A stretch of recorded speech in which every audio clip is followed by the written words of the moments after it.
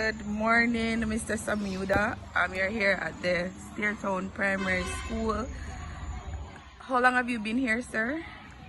Oh, 15 minutes. I went and greeted all of my election day workers, made sure that they were comfortable, saw that the process was progressing fairly and smoothly.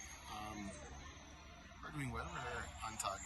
Okay, I've been to 3 polling stations so far and was told that, the turnout is a bit low, voting is low. Are you concerned about that at all?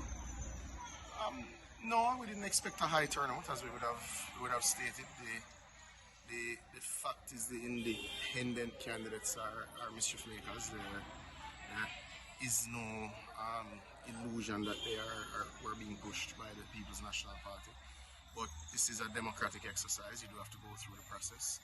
But we will be solidly victorious and sufficiently so to have legitimacy in the constituency. All right, thank you. Sure.